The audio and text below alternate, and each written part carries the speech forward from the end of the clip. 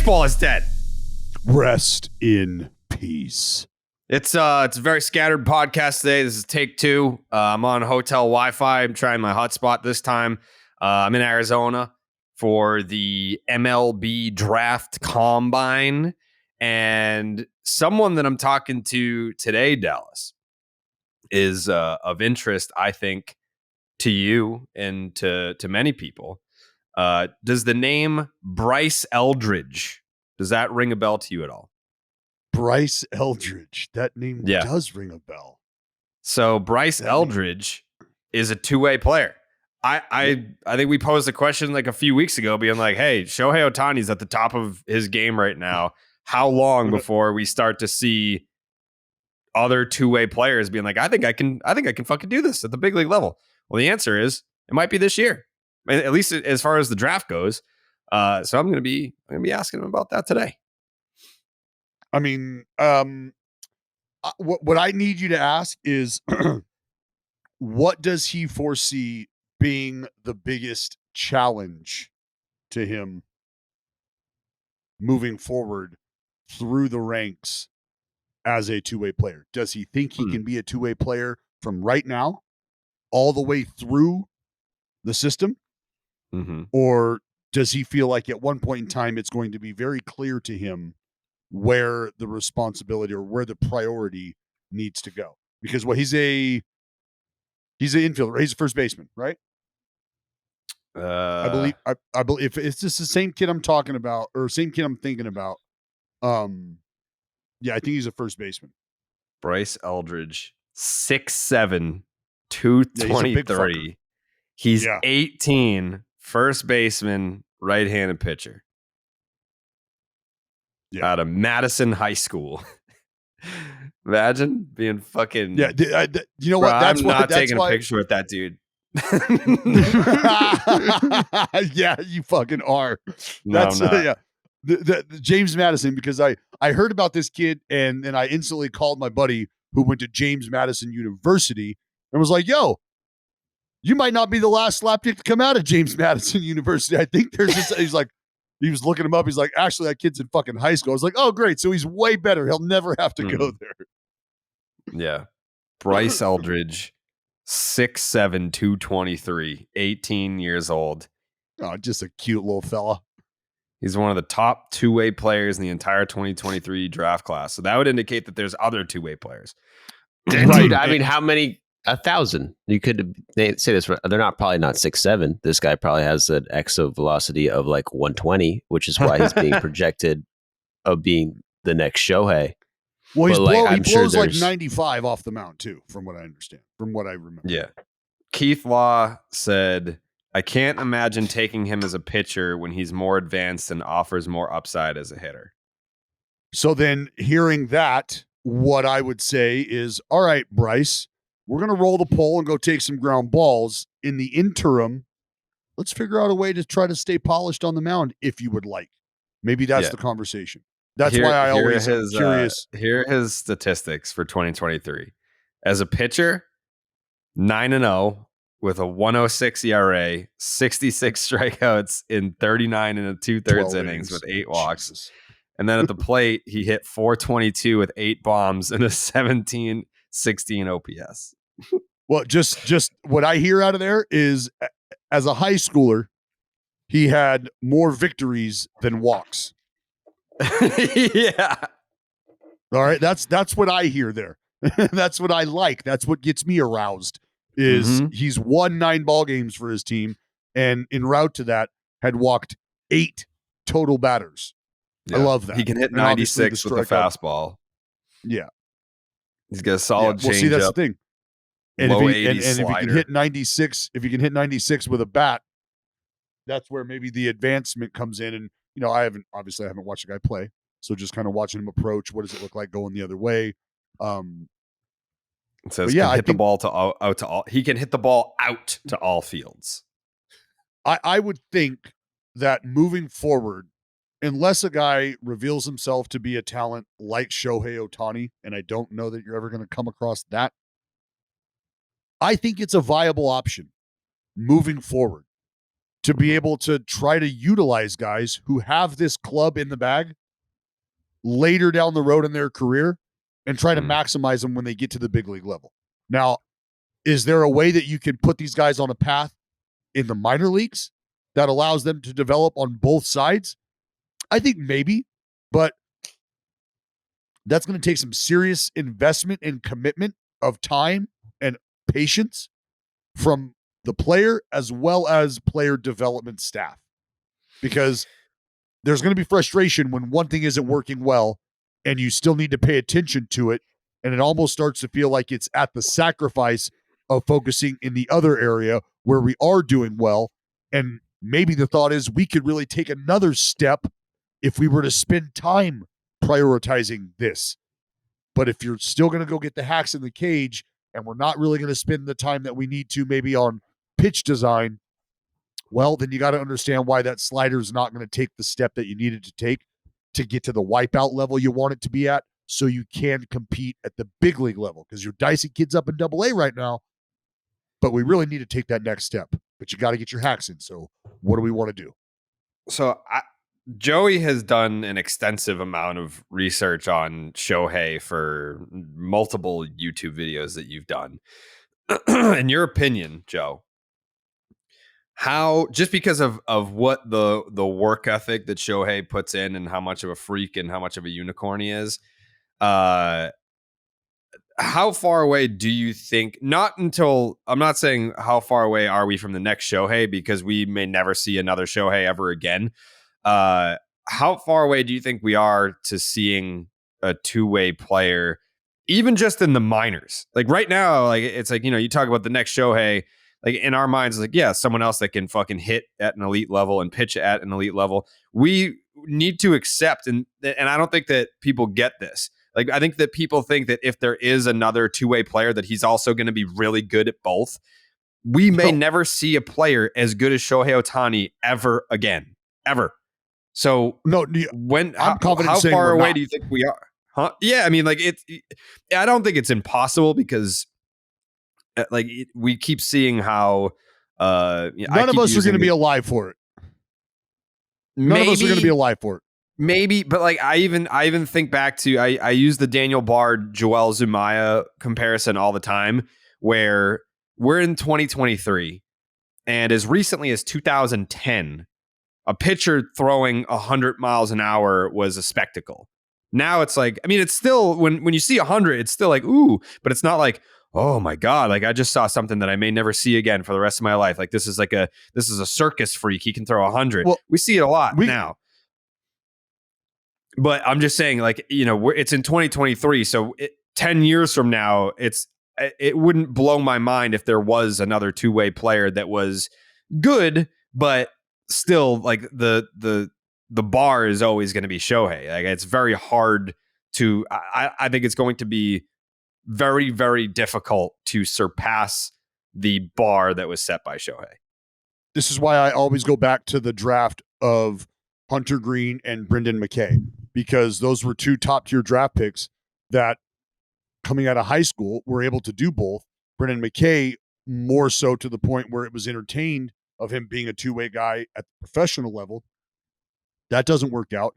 So it didn't work out to the point where they're like, we're going to completely abandon the idea of you hitting. Going to have to stay on the mound left-handed. This is, what we're projecting. So this is where the focus needs to be. And that right there, that's the moment in time where the whole two-way idea gets shut down. The first sign of struggle where you're realizing we wouldn't accept that at the next level, and we don't need that to take away from what could play at the next level, which is the other side of this. So if it's pitching great, if it's hitting great, but that's where it comes in. If you're struggling on the mound and you're getting your shit lit up, well, they're going to probably spend a little more time in the cage with you and say, look, it's great, it's 97 or whatever it is, but you have no idea where it's going. You don't have a second or even a third pitch worth any sort of polish, and it's going to be a long road there. What we do have here on the offensive side, though, is something that we can project and something that we can work with. You look malleable here and teachable, coachable. We think this is your route to the big leagues. And it's almost like when a guy gets told, have you ever considered dropping down? Because overhand it's just not working. You're average at best, below average more than not. But we think if you can come from down here and figure this out, this is a path to the big leagues. And I use my teammate Brad Ziegler as that example. Floundering in AA, trying to get outs in AAA, trying to figure out why he can't stick, why shit's not working. So then they drop him down to submarine, and he just spends the next 12 years in the big leagues. Right. Well, you got to think like it's kind of surprising that they even, I wouldn't say surprising, but like Shohei's first 2 seasons, like he was a lights out pitcher for the first 2 months of his career, then got injured and just didn't pitch the next year, but had 2 like amazing years at the plate. And then to come to 2020 and like just shit the bed and get injured immediately as a pitcher, like 95% of players right then would have just been a hitter for the rest of their career. So it's going to take like someone who's like that hype and who they really believe could do it to give them that like leash. I would say there's going to be another 2-way player like within the next 5 to 10 years, at least one. I would be very surprised if they're able to do it for as long as Shohei's done it, even like 3 years. Like, no doubt. It's like, no doubt. They're going to get maxed out, I would say, after like 2 or 3 years. And that's going to happen. They're going to have one side that's better than the other. And they're going to be like, well, I'll just do that one. Again, you can go back to Christian Bethancourt, who during his time in San Diego, they tried to utilize him as a catcher, as an outfielder, as a pitcher. So there was an attempt there to utilize him as a 2-way player, to an extent. It's not like they were rolling him out there every other day out of the bullpen after he was starting in right field and then catching the night before. Like, that's not how it was working. But they entertained the idea, and that quickly went away.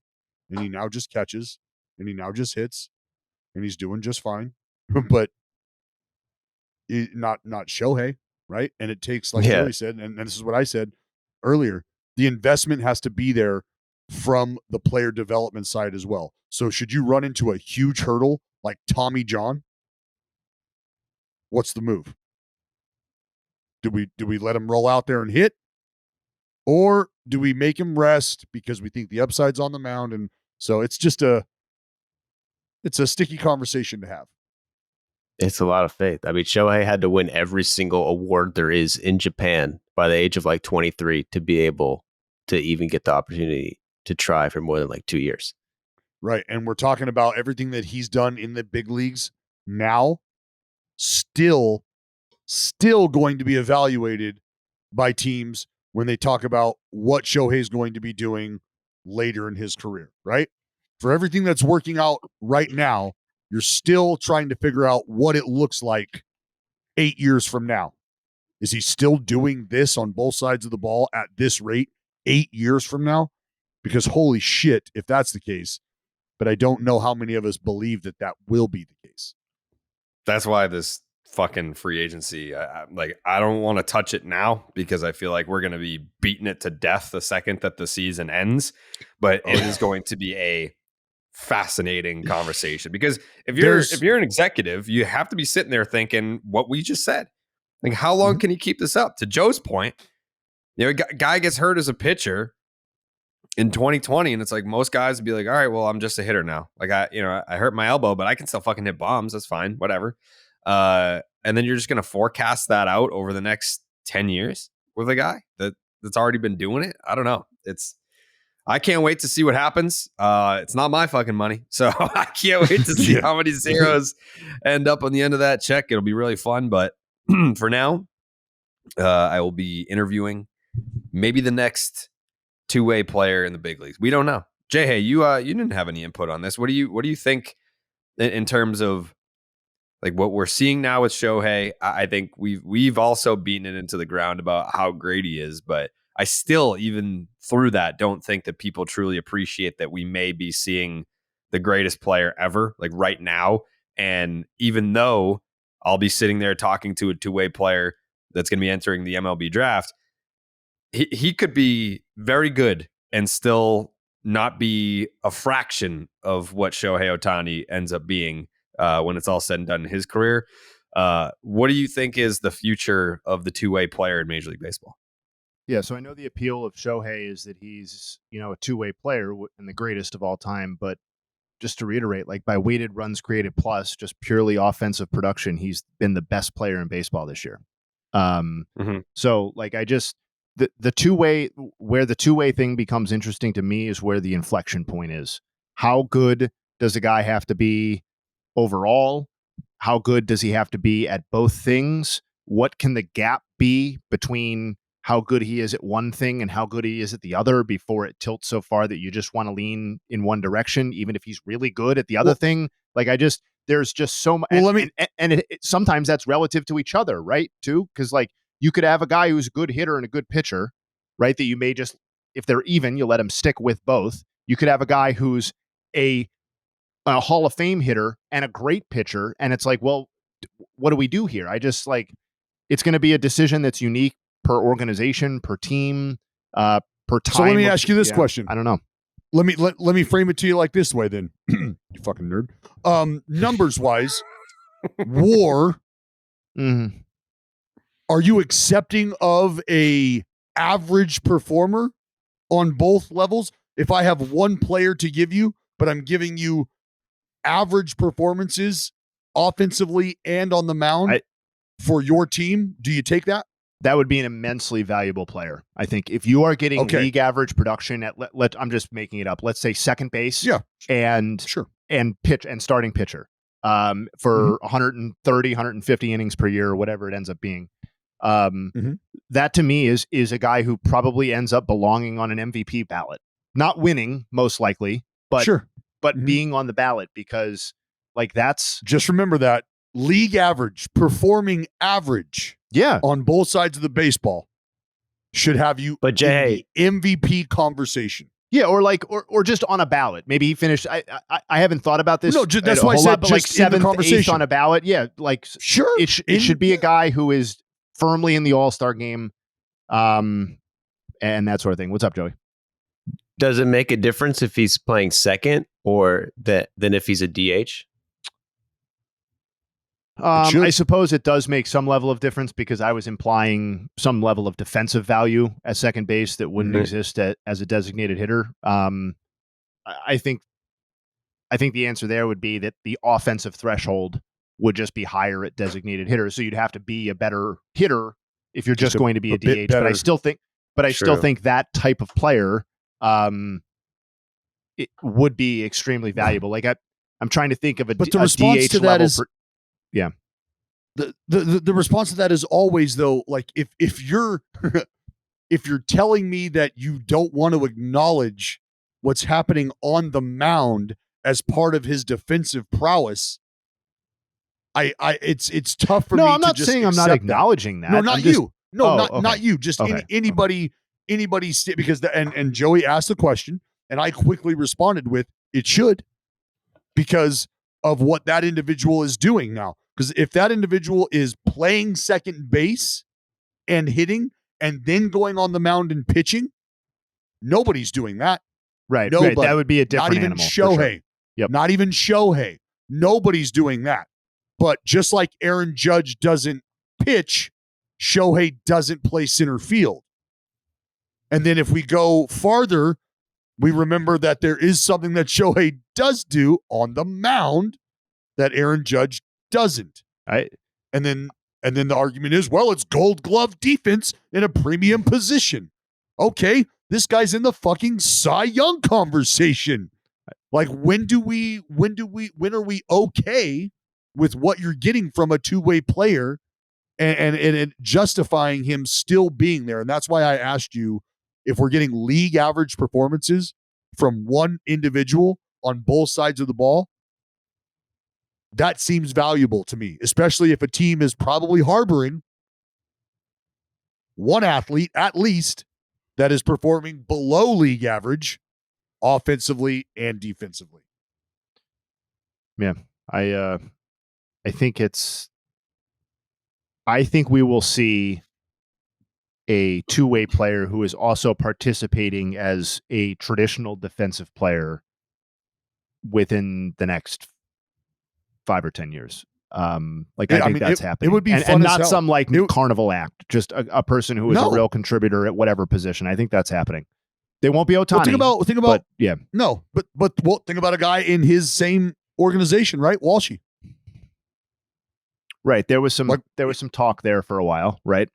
He kicked it around, right? Playing first base, hitting bombs, coming off the mound, or had the ability to. So that's where I've always thought that if we're going to see this again, that's the capacity in which we see it, is a dude who you could bring in, kind of like somebody in college, come in to close the ball game. Fucking Mark Kotze, Golden Spikes. Here's 95 after I drop dick and make 2 great catches out in the outfield to shut the door.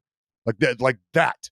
I want to see that in the big leagues. Like, could you imagine a mound visit where the manager comes out, the fucking lights go out, and you see the center fielder running in from center field to take the ball, and then just, here's fucking 99? That's dope. Give me that. Give me all of that. Because he's already 3 for 4 today. He's thrown a guy out at third, and he's hit a bomb. And now here comes fucking 99. You know what? You know what? You add that together with the Ghost Runner, and we're starting to get a nice Little League vibe going with backyard Major League Baseball. Yeah, baby. That's backyard. Yeah. I would love to see that. The guy's warming up in the bullpen, but he's up next, so he comes out of the bullpen with the helmet on, with the batting gloves on, and hits from the fucking bullpen. Or like I used to do this in high school. Like if I was going to be coming in, if I had to come in for whatever reason, and I was out in the outfield, they would just throw a ball to our second baseman, and I would play catch and throw with the second baseman. Or if you're on a field where your team is down the line, somebody would just run down the line, and then I'm playing catch with whoever, somebody from my dugout in between innings, or not in between innings, excuse me, during the mound meeting. And if it's known that, hey, you could be coming in, well, when I go out to the outfield, now I'm playing catch and I'm throwing the ball to the center fielder who's down in the squat, because I'm like throwing a bullpen, basically, getting ready to come in the middle of a game. Fuck yeah, in the middle of a game. Let's go. It's wedding season. Oh, yeah, it is. Looking sharp all wedding season long. Yes, it is. Shouldn't be expensive. It is. With a custom fitted suit from Indochino, you'll create priceless memories without costing a fortune. Customize every detail in your suit, shirt, dinner jacket, and more in a range of colors, from a traditional black or gray to burgundy or olive to a classic Hemsworth navy. Indochino hooked it up for me when I was in Coley's wedding. Big time came through. They also have casual wear. So if you're like Joe and you don't think that it is wedding season, which it is, you can also be looking fresh as hell with Indochino wedding season casual wear. It is wedding season. You're right. Every suit is made to your exact measurements. Oh, and you can customize every detail. Create a suit that fits you and your style perfectly, with options for fabrics, lapel shape, custom monograms, statement linings, and more. They also have tuxedos starting at $579. Why rent when you can buy a custom tux that you can rewear for years to come? Indochino also offers completely custom fitted shirts, casual wear, and more. Get a superior wardrobe personalized to your style and taste without luxury price tag. They're always adding new pieces and options so you can stay on trend and in style. Explore their relaxed yet refined approach to spring suits with their new spring fabrics. RSVP knowing that you've got the perfect look all wedding season long from Indochino. Go to Indochino.com, use the promo code DEAD to get 10% off any purchase of $399 or more. That is INDOCHINO.com, promo code DEAD. Dallas, you threw a tweet out there that confused a lot of people. Your tweet about me not coming to your aid. Everyone was ready to be up in arms about this. No one had the context. People were alarmed about your tweet. Yeah, it's okay. It's okay. People were upset. It was yeah, and I appreciate that. Thoroughly appreciate that. Yeah, because who was, I think it was Trevor May. Bonita. Well, yeah, but somebody Bonita Braves girl, I believe is. Yeah, she was ready to throw hands. She was like, yo, I'm not really sure what's going on, but who fucking needs the smoke? Yeah. Love that. Yeah, Trevor May used a word when describing me. He put me in a box. He put me in a category is what he did. And wrong box, wrong category.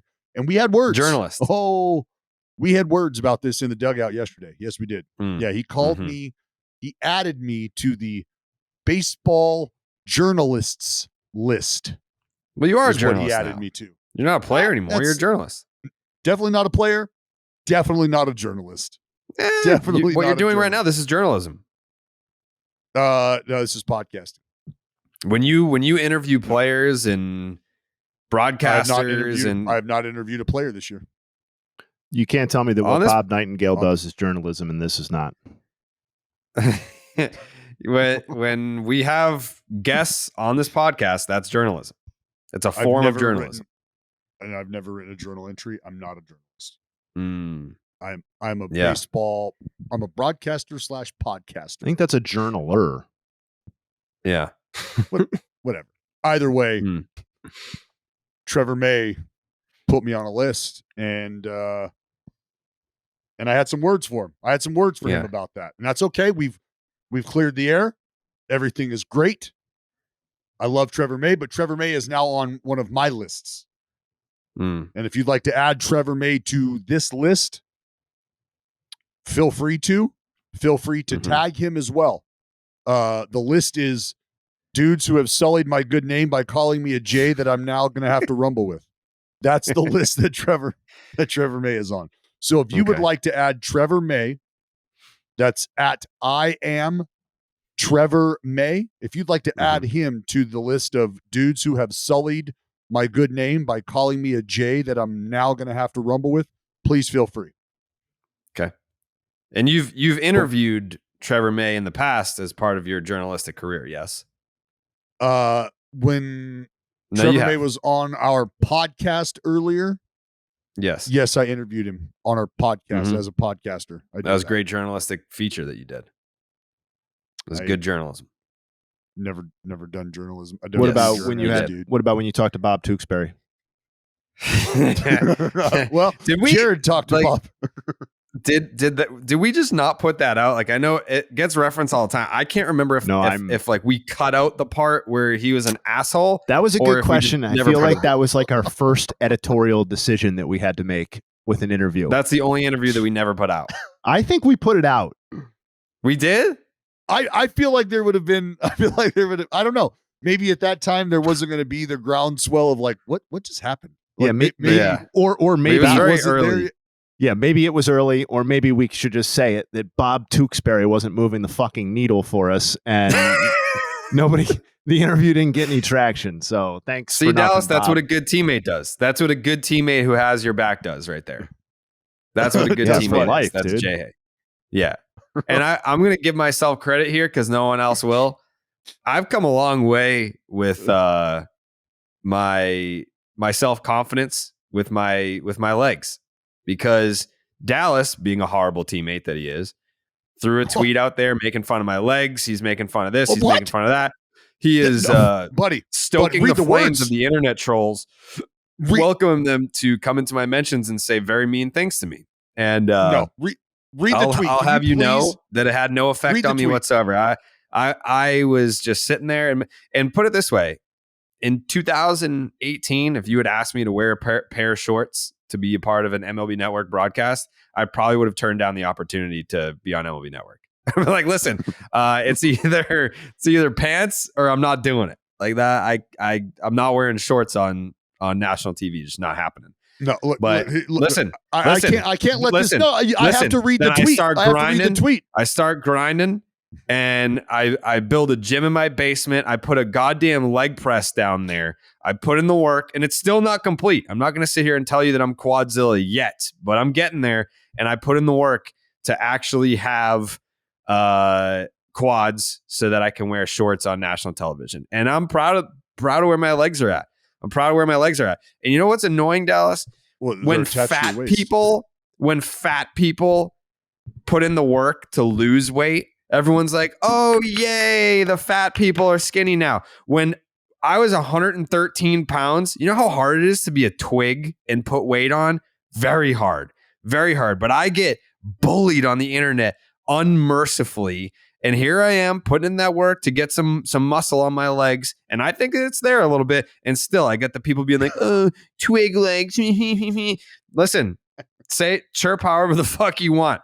Because I'm at least I'm trying. At least I'm putting in that work. If someone was fat and gross and like they were fucking on the treadmill for a couple of months and like they lost 20 pounds, but it wasn't noticeable, you wouldn't be like, hey, look at this fatty fat. You wouldn't. So No, there's a clear bias against skinny people trying to gain weight versus fat people trying to lose weight. And you clearly, I'm gonna have to say something here. You clearly didn't see the interaction between myself and PETA, did you? Because they responded. No. They responded to the tweet. They responded to the tweet. No, I and don't were like, think they did. Oh no, they did. We're getting ready to take issue with your friend because it looks like he stole a chicken and rode it to the ballpark. And I said, no. Doesn't make any sense that's because my horseshit. legs look big. Well, that's Your jokes that's don't where even I was make going. any sense anymore, Dallas. That's not my joke, Jared. That was PETA's joke. They thought you rode a chicken to the ballpark, and I wanted to let them know that you're not abusing chicken animals. Legs. Your jokes don't make sense anymore. Chicken legs, Jared. Chicken legs, Jared, and here's those what I are said. not chicken legs. As soon as the video was, or as soon as the picture of you was posted, this was my response. I quickly. I said, "Look, there's going to be leg jokes made, and I simply won't stand for it. This is my dear friend. I don't want to hear about how his legs look like they're dipped in mayo, right? Some were taking shots at the color. I wasn't going to hear that. That's fine. I don't have a tan. I'm not too listening busy. when you say you've used thicker chopsticks at sushi. Like I wasn't going to, I was going to take that. So he's a pro and he's there to work, right? Leave him alone. And so then I just wanted to kind of get people off of that subject matter.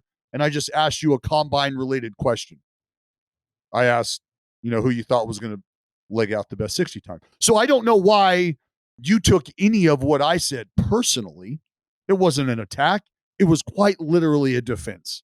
Quite literally a defense for what the internet I don't it doesn't bother me. It's literally like saying that Dansby Swanson is balding. Like the chirps don't make sense anymore. So it is I'm happy with it. My courage, my bravery to wear shorts on TV after the years and years of bullying of my legs. I mean, it's nothing short. It's inspirational. I know that people are inspired by this. So, to all the people that I've inspired, you're welcome. We are going to have to address something. What? The donut upside down? The donut was already on the bat. I fucking knew that was going to be the answer. God, I knew it.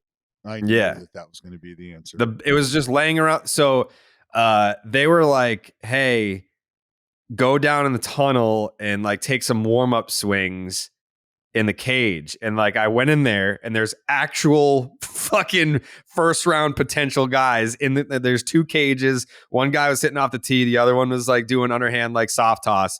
And like I just like stared at him. And I was like, I'm not going to be like, hey guys, I know that you're at the MLB combine about to like have one of the biggest days of your life, but can I get some practice hacks in so I can fucking fuck around in the cage? So I just stood there and I was like, all right, I didn't say anything. I was like, I'm not going to like ask to get in there. Like, I'm not going to like take up their time that like they actually are trying to do something right now. So I walk out and they're like, did you take any practice hacks? I was like, no. And then there was like a bunch of bats on the ground behind the cage. And one of them had a donut on it. And I was like, all right. And I just like took 3 swings with the bat with the donut on it.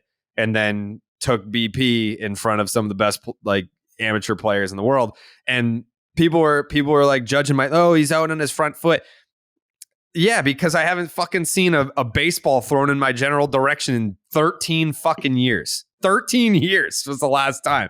I've taken batting practice at Fenway on the when they do like the company outings for like batting practice at Fenway, they do the pitching machine and it just goes it's like 40 mile an hour rainbows. So as far as like a straight fastball like coming my way, that's the first time I've seen it since 2010 and no swings and misses. They're just all You know, the first round, What- I'll admit, I mean- Dallas, for the people, because I'm trying to inspire people at home and I'm not trying to be this hero that is perfect.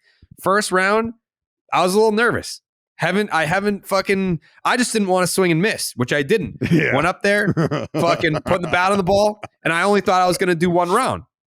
Then they were like, all right, round 2, you're up. And I was like, fuck, I didn't know I was doing a second round. Went out there, second round, pretty good. By the third round, fucking piss missiles going into the outfield, and they only showed the first round. The video that they tweeted out was from the first round. Yeah.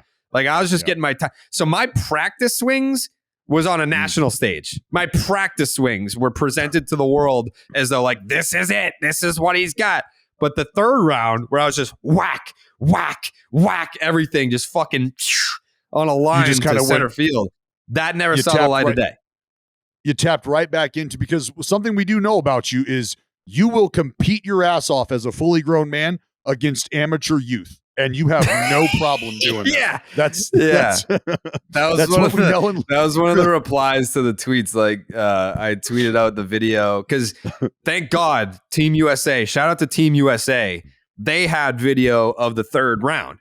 And if you watch the video from the third round, you'd be like, wow, this guy, like, what round is he going to be taking it? Like, probably like somewhere like 16, 17, like the pick.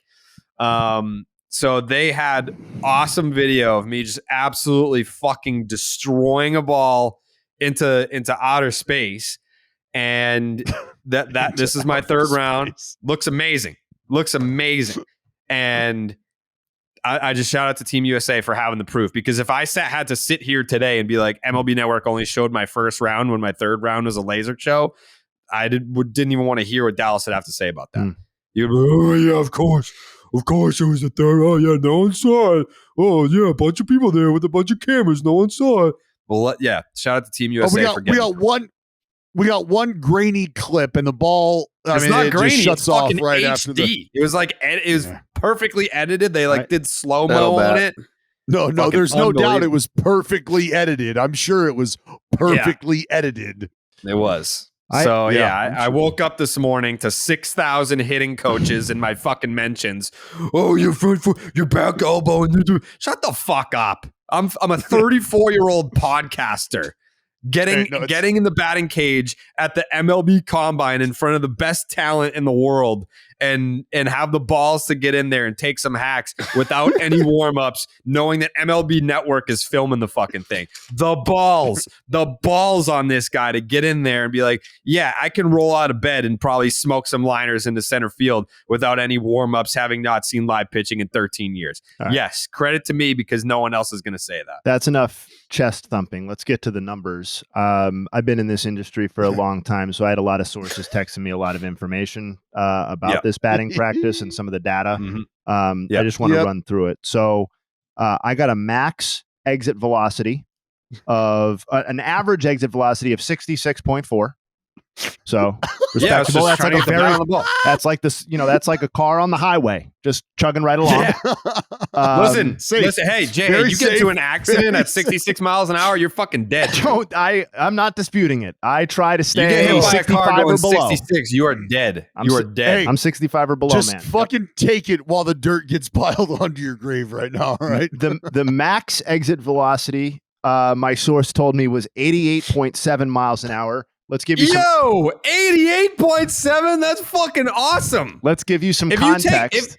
Listen, if you take out the first round, I would love to see what the average exit velocity is. I don't have it broken down that way, unfortunately. That's what I'm saying. If you take out the warm-ups, which is obviously the warm-up round, which was counted as a real round, which is bullshit. The average down, right? Yeah, the max velocity was definitely the third round. I was fucking smoking balls. So Jared would like his exit velos graded on a fucking bell curve, please, if you could. So 88.7 max velocity. Obviously, no one in MLB really has that sort of max velocity. They're all much higher. But if we look at their look at their average velocity, what does that compare to? That's a Rodolfo Castro. Yeah. Yeah. Whoever the fuck that is. I've always thought of you as kind of like our Rodolfo Castro. So I think that I'm just happy that it's somebody, you know? Rodolfo Carrabis. Yeah, we got Rodolfo Carrabis with the max exit velocity. And then jokes aside. So if you set the minimum to one batted ball, I know you had more batted balls than one, but if you set the minimum to one batted ball, that actually is higher than 4 different players this season max exit velocity. Those players are Shelby Dallas. Shelby Miller, who you might know as a pitcher. Yeah, well, he's a big no, leaguer, no doubt. 71. Jordan Luplow.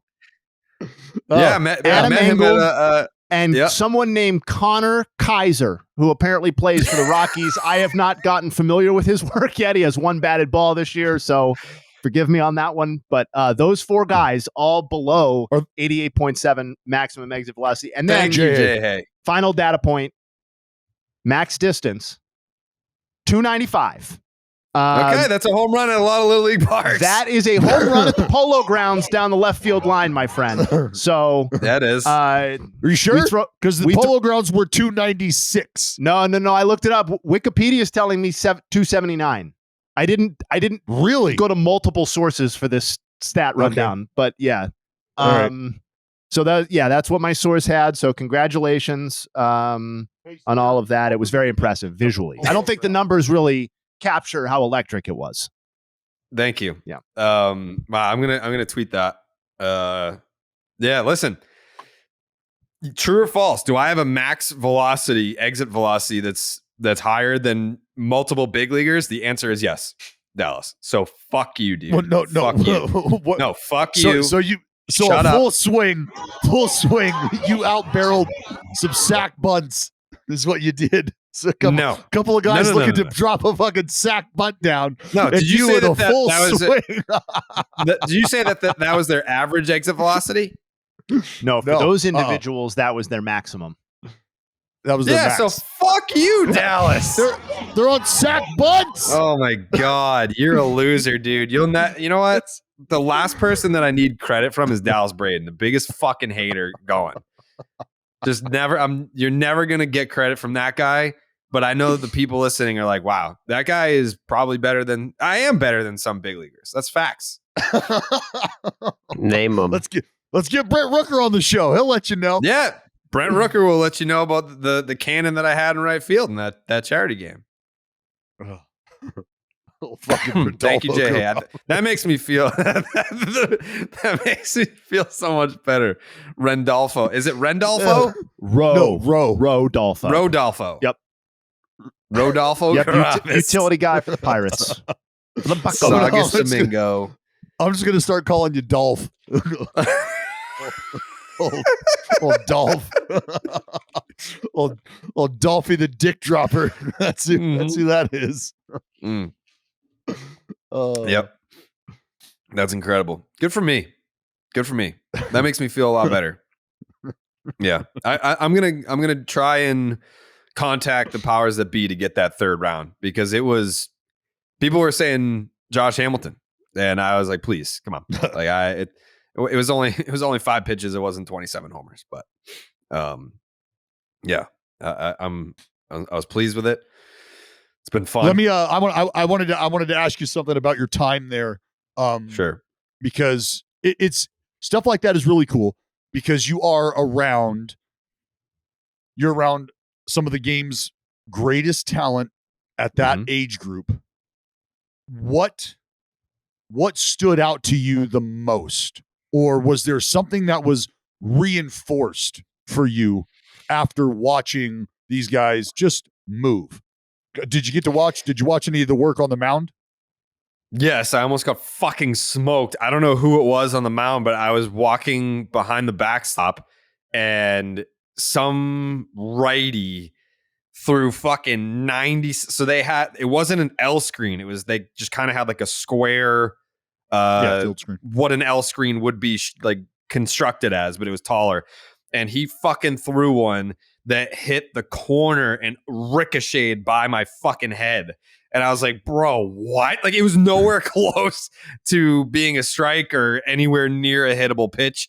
So I almost died.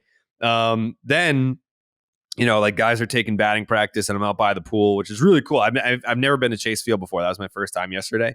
And you've got guys that are 18 years old hitting absolute rockets that are skipping up into the stands, and you're getting baseballs dropped into the pool. But I think what was really cool is, or at least because I love psychology, I love sports psychology. Is as I'm interviewing these kids, I mean, Miles Naylor is 18 years old. Jacob and Wilson. He's the best. He's the best. They say he's the best athlete between his brothers. How about that? Yes. I'm watching both of his brothers right now in Cleveland, right? And they're like, yeah, well, the little brother, that's the fucking dude. Yeah. And that's just, think about that. Like, I'm talking about mom and dad enjoying their life because they've got two children who are elite athletes on the same fucking team. Yeah. Yeah. And he's 18 years old. So as I'm interviewing these kids, and Jacob Wilson is 21, but top shortstop prospect in the draft. And I'm just like, I'm looking into their eyes and thinking about who is he going to be when he's 5 years into his big league career and he's got 3 silver sluggers and 2 all-stars, and people are talking about his impending free agency and how much money is he going to make on the free agent market. And that, like, just to kind of like in a I don't know if it's weird or not, but almost like if you were in a hot tub time machine and you could go back in time to like talk to Garrett Cole when he was at UCLA, knowing what he would become later down the line, and like that way to kind of like look at these kids right now and be like, 10 years from now, like it's going to be cool to revisit this memory of like, I talked to him when he was fucking 18. Like, I talked to this kid when he was 21, like about to get drafted, to like have that memory.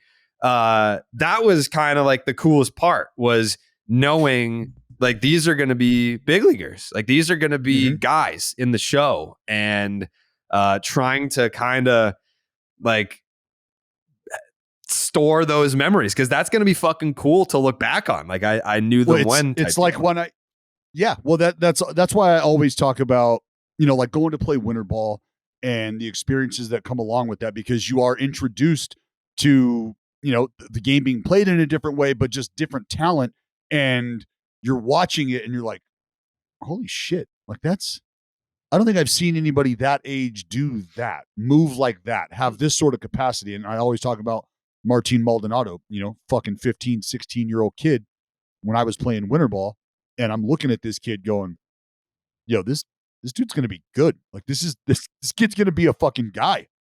And fucking fast forward, world champion, Gold Glover, one of the game's great defensive catchers. So it's that I'm always just interested to get people's takes who are around elite level competition, especially at the youth level. And I mean, it's not youth, they're amateurs, they're grown men growing into the men that they're going to become. So it's just fun to take stock of what you're seeing, because you don't get to see that kind of stuff on that scale very often. Yeah, it was very cool. And most of the guys that like I've been talking to are not even participating in the combine. They're just like chilling.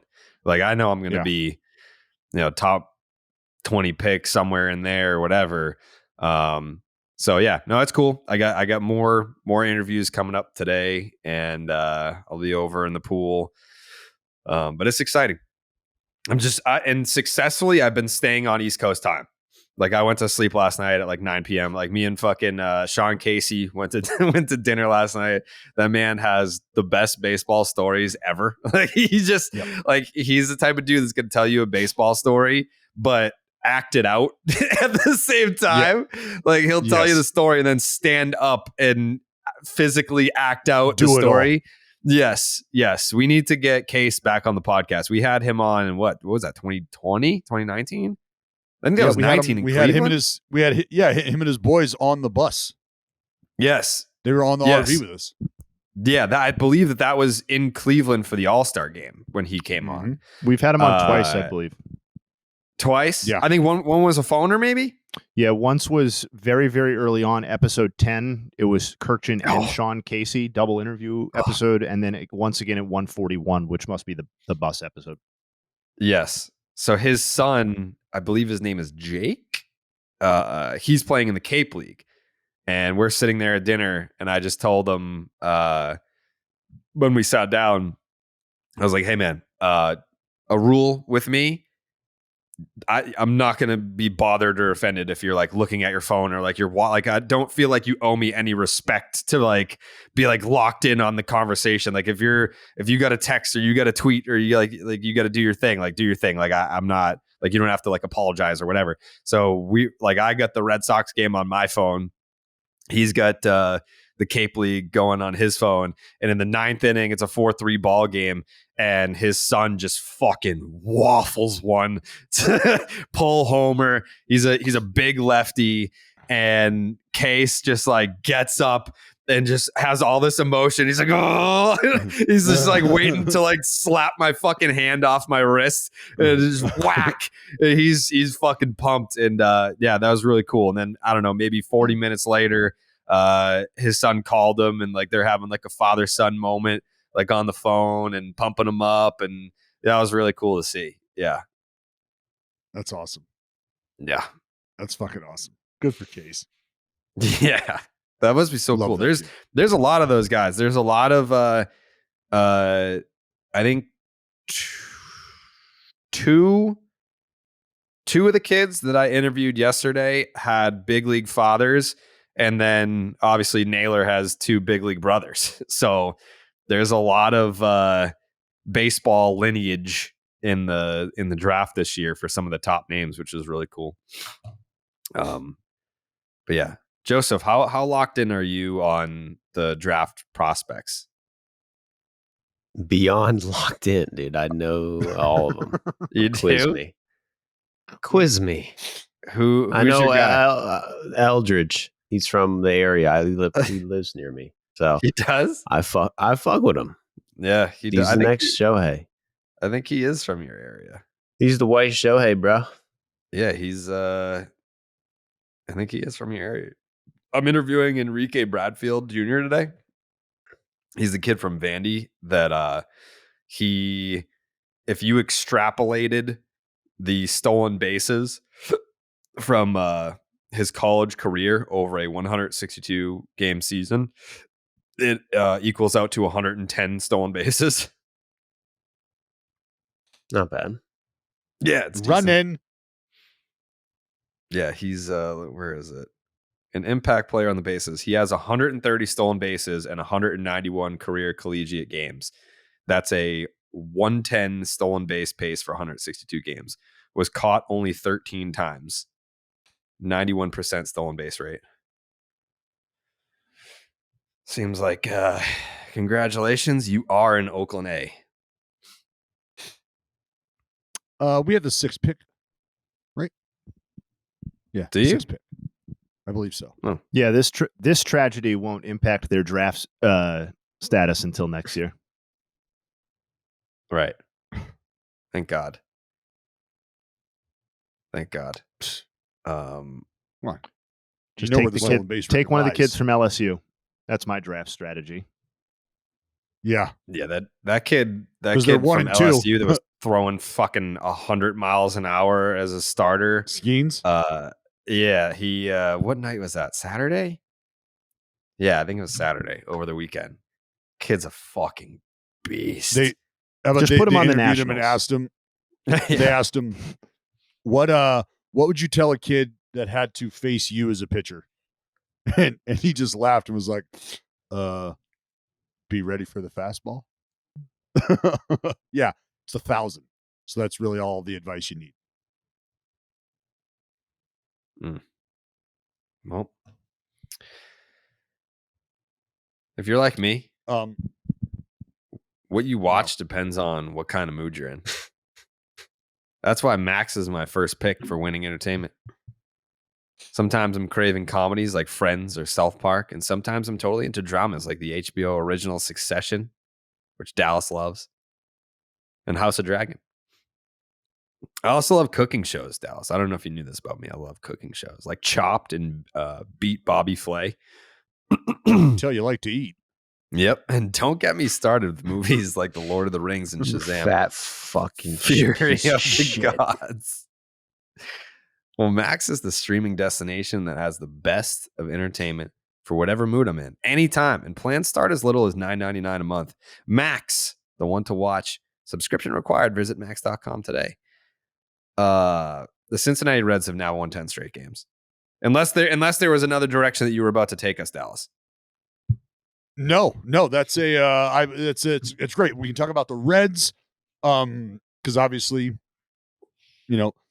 Ellie De La Cruz has been a wonderful talking point. Elladella. Yeah, Ellie's been balling. Before we get into the Reds, I just wanted to remind some folks of another player who burst onto the scene.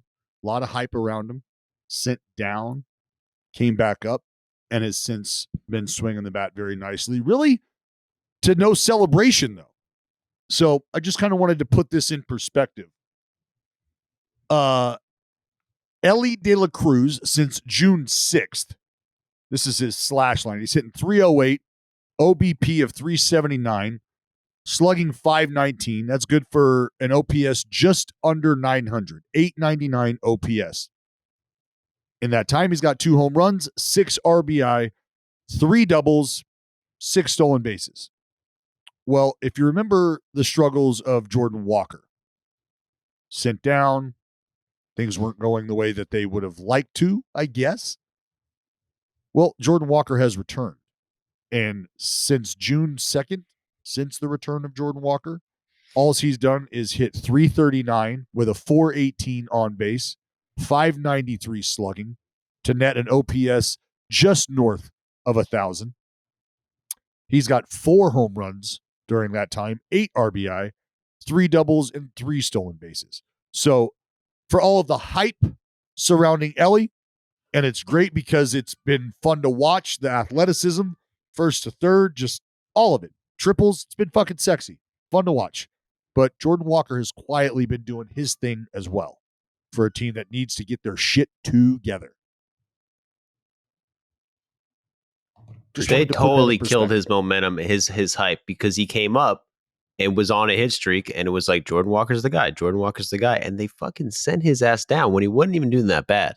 Right. That's what I mean. Why does shit like that happen, Dallas? Why would someone that has his OPS was probably at what, like 720-ish when he got sent down? I'm looking now. Ooh, I don't know. Like the Cardinals, it had gotten pretty bad. Like, I know the hit streak was intact, but like, the profile, batted ball profile was not great, right? Yeah, no, and the hit streak was over. I was wrong about that. His OPS was 718 at the time he was sent down. Yeah. That's average.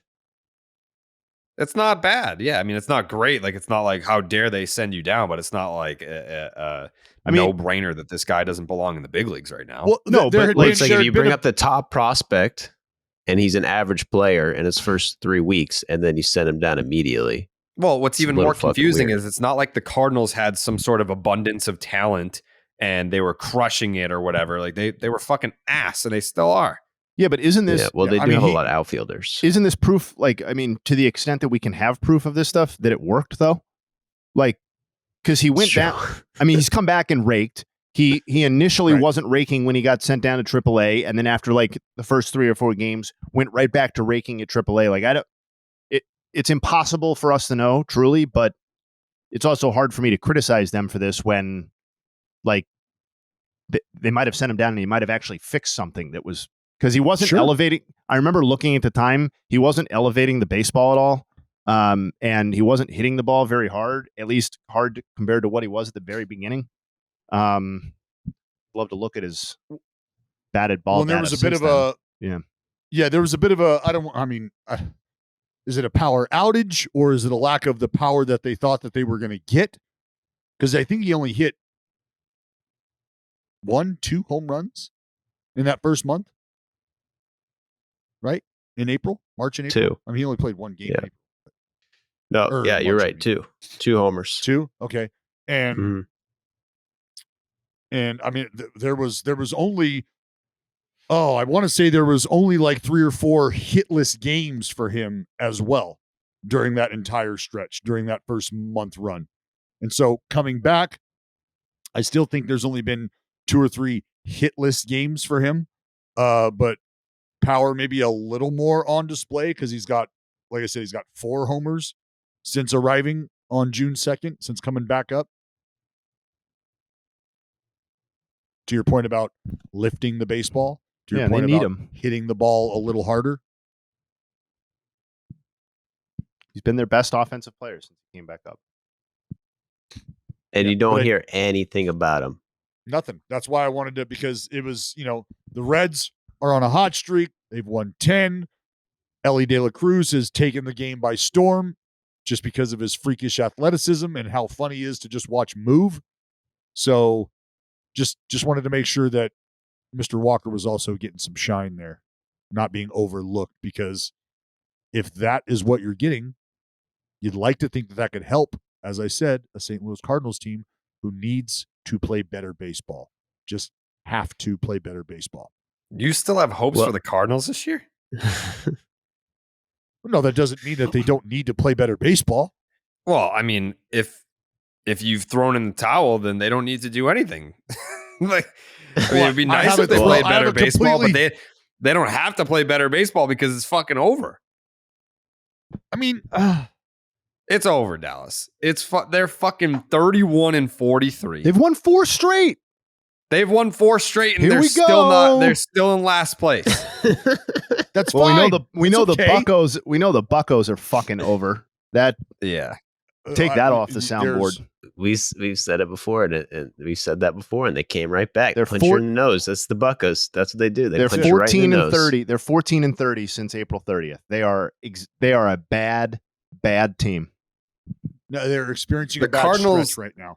No, The that's Cardinals most of the season. They experienced a very lucky first stretch. What they've been since is much closer to what they actually are, because nobody can look at this roster and tell me anything about why they are supposed to be good.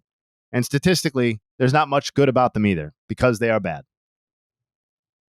Rodolfo Castro. Well, yeah, he's There you go. obviously a stud. The But Cardinals are significantly closer to the worst record in the league than they are to a playoff spot. yeah, they're bad right now. But They're like 7 games back of a playoff spot, 3 games ahead of the worst record in the league.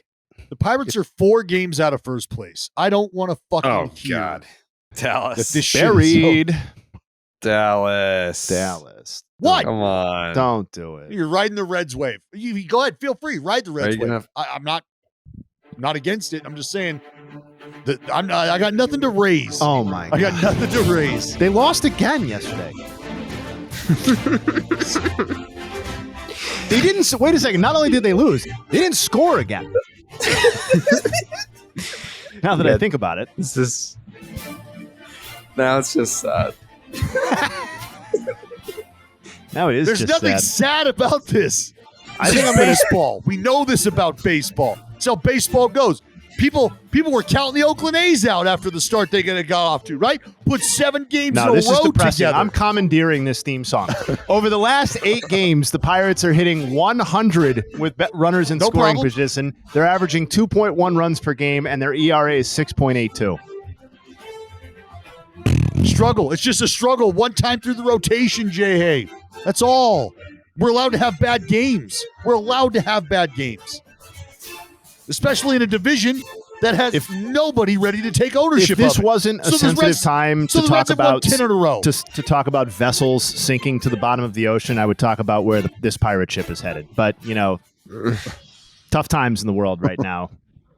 Hashtag Ocean Gate. Ocean Gate. I'd like to talk about that, actually. We don't have to talk about the Pirates anymore. Thank God. Man. I have more stats about how bad they are if you want them. But It's a downturn right now in the season. It's nothing we have to beat over the head. all right. Teams are allowed to struggle. That's the take-home message here. I mean, listen, it's a long season, Dallas. As you know. Yes, very long. It's 162. You got to play 162. It's not 2020. You don't just stop 60 games in and say, "Hey, this is what we got." You don't give up the fight. Can't. Pirates don't relinquish control of the ship. That's a fact. No. Nope. No. You better you better fire every last fucking cannonball you got. Tell you that. We ain't going down. Jayhay's tweeting pirate slander on the timeline this morning. Yeah. Yeah, he's like a fucking 5 a.m. angry guy. Yeah, guy woke up at 5 a.m. to say fuck the Pirates. Yeah, it was like my alarm went off. It was like, all right, fuck the Pirates. Jayhay tweeted, let's see, the timestamp. Well, I'm in, it says 2:02 a.m. because I'm in Arizona. But this is 5:02 a.m. this morning. That is prime. Tweeted, nothing better to do. The Pirates are 14-30 since April 30th. The only teams worse are Oakland and Kansas City. This team is who we thought they were. Spot the lie. That's prime content hours for your boy. 5 o'clock. That's if you want to maximize engagement. That's when you get your content out there. That's what I've been told. Yeah. 5 a.m. Eastern. Yeah. 5 a.m. Eastern. That's where all the seam heads are at. Yep. That's where all the retweets come. Mm-hmm. That was a double whammy. It's like the Pirates fucking suck. The only team worse than that team is the A's. But even during this epically bad stretch for the Pirates, the A's baseline performance is still worse. Yeah. Because they're that's with kind. like a fucking 9-game win streak or whatever they did in there. That was magical. Yeah. We'll always have that. Yeah, that was a good run. It was a great run. It happened at the right time. It's like, can we at least throw these guys a bone? And they did. I think they should lose out. We're a 500 team in the NL Central. Tell you that. Would you, for that winning streak that they went on, to have it kind of culminate with the reverse boycott, would you have traded essentially losing out the rest of the season just to have that moment this year? I'm not going to tell you that. Let's say yes. The answer is yes. Me. Of course you would. Of course you would. Of course you would. Of course I would what? Of course I would what? You would make that trade. The A's go on a winning streak to go into the series against Tampa, to continue the winning streak, to win in a fucking nail biter in the reverse boycott game. But the caveat is you have to lose every game for the rest of the season after that. Yes, you're taking that fucking trade. As a fan, putting my fan hat on. Yep. Yeah. Of course. Yep. Yeah. Like you guys had a fucking exhilarating baseball moment this year. Did anyone think that you would? No. That's not true. No, no one thought that. And the best part is that it was completely fan orchestrated.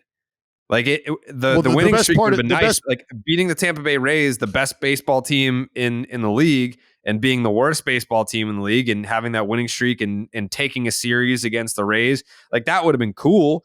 But it was an exhilarating moment because of the reverse boycott. Well, it felt even better because of how things had gone against the Rays earlier in the season. Yeah. Just getting completely throttled. Yeah. Well, you guys suck. And you go from that. We need to talk about the Reds because we put Jonathan India on the cover of the last episode and we were like, oh yeah, Reds talk. And I think the same thing happened. I was like, let's talk about the Reds. And then we talked about something else. The Cincinnati Reds have won 10 straight fucking baseball games. They're one of the most exciting stories in Major League Baseball right now. And Joey Votto just returned. And in his first game back, he hit a home run and he had a knock, I believe. Like so now I'm kind of like tuned in to Reds Twitter. Like I'm seeing like a lot of I knew some Reds Twitter people prior to them going to the forefront of the league in terms of conversations, but now I'm kind of like getting the full scope of it. There was a huge kind of battle, like a civil war going on Reds Twitter on the day that Votto was set to return to the lineup. He announced a press conference at like 3 p.m. and there were fans being like, he's going to retire. He's announcing his retirement. It's like, all he said was like, I'm back. Like that was it. And then there were some Reds fans that were saying it's going to mess up the vibes. Like it's not going to be the same if it's like. And then the vocal majority was like, "Fuck you!" Like if you're trying to say that Joey Votto returning is going to mess up what we've got going on here, then welcome to the Reds bandwagon. This is your first time watching Reds baseball. If you're not familiar with Joey Votto and the vibes that he brings to the fucking table, but he is back, and the Reds have still continued to win baseball games. The winning streak is now at 10 straight. What are our thoughts on the state of the rotation as of right now? Terrible. That's a problem. That is a problem. That's honestly, I was looking up today. I think they have like a 5.7 ERA in June while being like 16 and whatever it is, like on this hot streak. And Green's on the shelf pitching now. well. Yeah. Well, I mean, there's multiple guys on the shelf. There's multiple guys, right? Mm-hmm. Fucking Ashcroft. Lodolo is not coming back until August, right? Right. He's got a fucked up leg, right? I mean, or tibia. Tibula? Did I just say tibula? We don't know what she said because your hotel Wi-Fi sucks. Yeah. Oh. Yeah. Well, he's got something wrong with his tibia. Hunter Green. What was wrong with him? Leg or hip or something? It's hip. It's actually crazy though. Like if you step to the point about the rotation, if you step back and think about how we thought if you knew the Reds were as good as they are right now, and you thought, how did they get here? If we were having this conversation at the beginning of the season, you would have almost certainly assumed that it was Hunter Green taking a step forward, Nick Lodolo displaying that swing and miss stuff that got people excited about him towards the second half of last season, and Graham Ashcraft, who got off to like a blistering start with his first 3 or 4 starts this year and then just completely fell apart, would have been like a solid third guy. And instead, like Green's been encouraging lately, but it's been a very up and down. Lodolo was terrible before he went on the IL. And Ashcraft, after that initial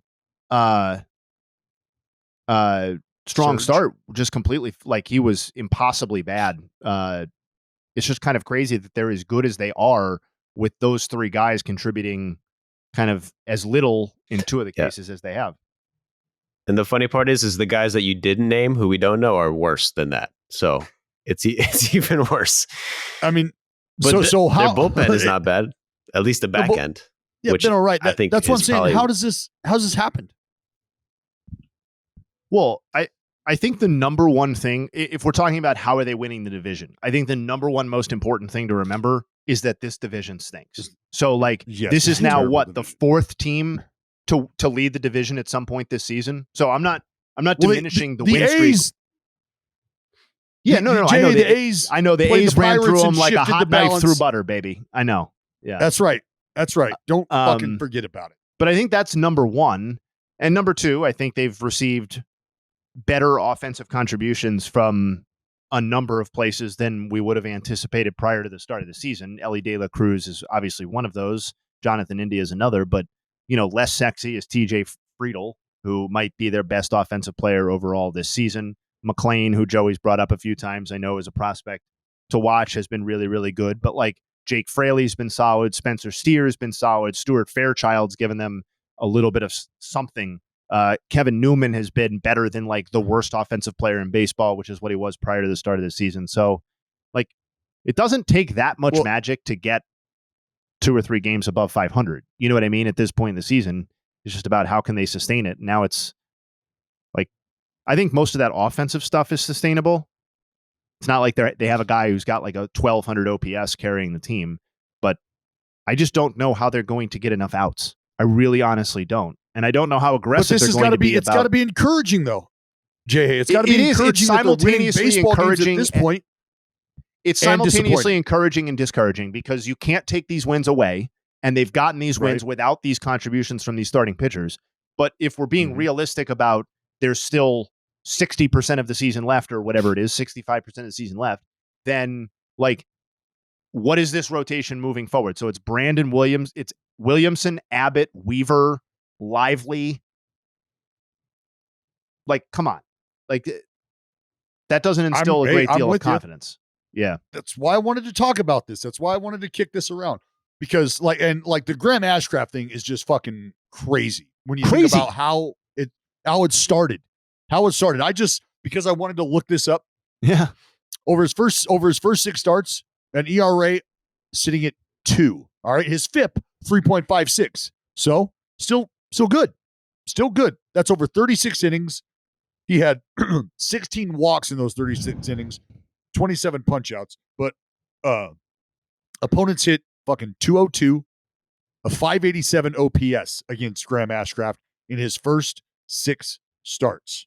All right. That's how it went at the beginning for Mr. Ashcraft. Well, since May 7th, Mr. Ashcraft is sporting an ERA of 12.72 with a FIP of 7.04. This is 29 innings worth of work. He has allowed 49 hits, 42 runs, 41 earned runs, 14 walks, 23 strikeouts. He's allowed 8 homers in those 7 starts. Opponents are hitting almost 400 at 374. I mean, it's as bad as OPS you can pitch over a 1,000. sustained stretch. Yeah, it's not great. And like, I think if you look specifically at the box scores, there were 4 starts where he allowed 7 earned runs or more. Like, you just don't see that over a stretch. Like normally, I guess you would be taken out before he was just wearing it on so many of these starts. But I don't know, man. You just wonder how aggressive they're going to be. Like, if they're still leading the division in 2 weeks or something like that, is this a team that we're talking about as being aggressive about going out and getting like a rotation supplement? Because I think Joey mentioned him in last podcast with Alexis Diaz, or maybe last week. I've lost track of time, but like, you could make a case that in terms of swings and misses and dominance, he might be the best, the second best, third best reliever closer in baseball right now. So you have that piece in place, but you just have a real lack. Yeah, like do the Reds going and getting a Giolito? No. I mean, things haven't been great for Giolitos lately either. But what if the solution is not more pitching, but just more offense? What if the solution is call up Christian Encarnacion Strand, who is basically their other super prospect with Ellie De La Cruz? You see what he's hitting in AAA right now? 345, 416, 675. That's a 1.091 OPS with 17 homers in 49 games. Could not be hotter. That's swinging it. They're saying I just don't see the Reds, Jayhay, as a team that is just going to out bludgeon their opponent. I don't see the Reds as a team. That's how their teams were good back in the day. The Adam Dunn, Jay Bruce, Brandon Phillips shit. That was bludgeoning, wasn't it? But they had Bronson Arroyo. They had the Harangatang, Aaron Harangatang. I think you're making my point for me. If Bronson Arroyo and the Harangatang are the guys you're bringing up from that rotation, I think we can equal that. I think we can figure out a Bronson Arroyo and a Harangatang for the Reds. Yeah, I just signed up Giolito. Let's go. Yeah. The Harangatang. Haven't thought about him in a while. I love it. Aaron Harang. I would love to see the Aaron Pirates. Harang comes up in conversation anytime someone's like, "Who's the ugliest baseball player of all time?" Yeah, he's hard to look Aaron at. Harang. Yeah. We talk about him because he was one of the first guys that was like, I'm just going to throw my fucking upper 80s fastball as a right-hander. Right down. Throw it up in the strike zone. Yeah. Yeah. Just see what we got here. Yeah, see what's up. Yeah, there's nothing wrong with that. But anyways, despite the rotation, I don't want to say being in shambles, but in a rough spot, the Cincinnati Reds are defying odds and they've won 10 straight. It's not like it's going up against crazy competition. They just, they're beating up on the Colorado Rockies, but Colorado Rockies took a series from the Boston Red Sox, who are red hot. 6 straight. Hey, they swept the Astros too. Yeah. Let's not forget. That's also why this win streak is a little perplexing. Yeah. I mean, nothing stands out like, oh, they've been fucking killing it. They're hitting 480 this 2 weeks. I mean, it's like they're all kind of middle of the pack or bad, but still 110 in a row. But that's the challenge of a baseball podcast or baseball analysis in general in season, right? Is that, sometimes there are things that happen over a week or 2 weeks that are, if not outright unexplainable, then kind of at least mostly mysterious, because baseball is a weird sport like that. Think about Luis Arias, right? I mean, 96 hours ago, it was, he's on a slide, now 400, and then what? Wake up, fuck, he just tacked on another 5-hit game. Now he's back at 400. What happened? I thought this wasn't going to be like, that's what baseball does. That's how baseball goes. And that's how, if you don't check in on Luis Arias every day with the way things are going for him right now, you can almost feel like you don't know what the fuck you're talking about when you're like, yeah, I don't know if he's going to, I mean, the 400 thing, it's like, where have you been? Did you not see the game last night? And you're like, no, I didn't see it last night. Well, he got 5 fucking hits and he's starting today hitting 400. Where the fuck have you been? It's like, well, shit, I went to sleep. I don't know. My bad. He's good. I feel like such a player hater, but I'm going to say it anyway. Because I feel like we're hunting and pecking for trying to explain why the Reds are a really, really good team. But you just, as we've hinted at, if you just take them out of the NL Central at their current record, they're tied for last in the AL East. They have the same exact record as the Boston Red Sox, who nobody is trying to explain how are the Red Sox great, right? They're below the Astros, so they would be 4th in the AL West. They're basically they're a half game ahead of the Philadelphia Phillies in the NL East, and they would be 4th in the NL West. So they are unequivocally better than I or probably anybody on this podcast thought that they would be. But they're still a team that's got a .527 win percentage, has been outscored by 16 runs. I think it's okay to say that this is maybe the best. This is a 500-ish team playing some of its best baseball this season without some of its most important players, which is even more remarkable. But it makes it more exciting because they're bringing up the prospects, and all these guys are young cats, and that comes with the hype. And then Votto comes back and hits a bomb.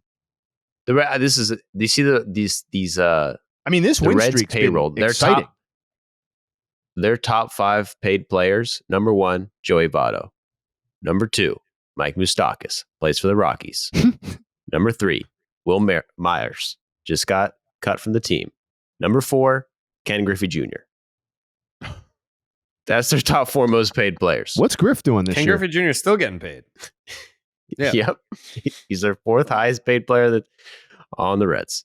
Mm-hmm. Not on the Reds, but he's not on the Reds, but he's their 4th paid. I mean, he's there in spirit. 3 of their top 4 players are on the team. That's a tough way to win ball games. The number 1 guy has played 2 games. Still winning ball games. By the way, San Francisco Giants are also continuing to win baseball games, but no one's talking about them because they've won 9 straight, which is not more than the Cincinnati Reds 10 straight. And the Atlanta Braves have also won 7 straight, but no one cares because they win all the time anyway. It's not refreshing and exciting.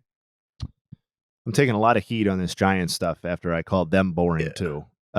Which is great because it was my take originally, but you're taking all the heat for it. Yeah, and it continued obviously as they keep winning. I keep getting a few people in my mentions, saying, tagging me to the highlights that I'm already seeing, of course. But I'm gonna stand by this one. I'm gonna stand by it. That was terrible timing. Very bad timing. But and then what they've done is so much more impressive than what the Reds are doing. How boring is winning 9 games in a row? Fuck that. Boo. I said the roster is boring. I didn't say the outcomes of games that hadn't been played yet are boring. So Jayhay said you could probably find a better roster in a homeless encampment somewhere in San Francisco and put those guys. Did I say that? And that would be. I said that would be funny. Like that's what you said. Sounds like something I would say. I'm not one to put words in your mouth. Mm-hmm. Let's roll with it. Slap it on a quote board. Yeah.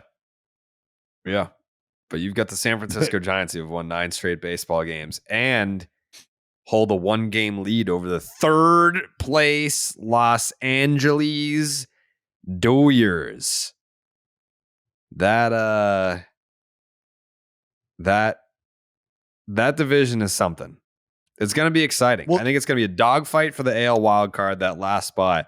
But then the NL West, you're probably talking about the most exciting division because, like, all right, yes, maybe it's equally as packed in the NL Central. Like, people are like, oh, why don't you give any respect to the Cubs? They're only 3.5 games out because they're 3 games under 500. Nobody gives a fuck. There's no way we have disrespected the NL Central in terms of time allotment on this podcast. I agree. No.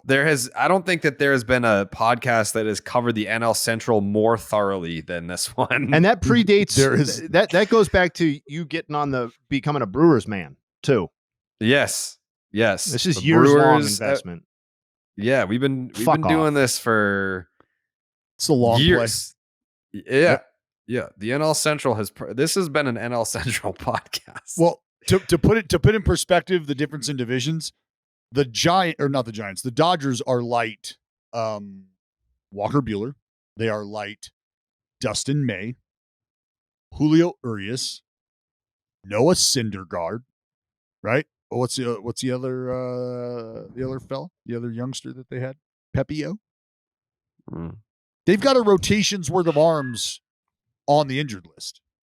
Mm-hmm. An entire rotation worth of arms on the injured list. And things aren't going quite the same way for them that they are going for the Cincinnati Reds. No. Also, I know this is kind of a random note, but you may or may not have noticed that the Los Angeles Angels have leapfrogged the Houston Astros. Do you see their GM came out and said they are not going to trade Ohtani if they remain in the hunt here? He's lying. You think they'll trade him if they stay where they're at? No, he didn't. They're going to fuck it. They're trading within the next week. No way. Segoy! If they were smart, they'd trade him right now. His value's never been higher. Well, that's maybe true, but you want to trade more days of Shohei Ohtani, not less. Let's just get into that an Angels conversation then. What is a worse look? Trading him while you are currently in a postseason spot as he's a pending free agent because you don't think you can re-sign him, or losing him at the end of the season for nothing as a free agent, what you call or draft comp or whatever. Lose. Yeah. The perspective optically, this is a lose-lose. Optically.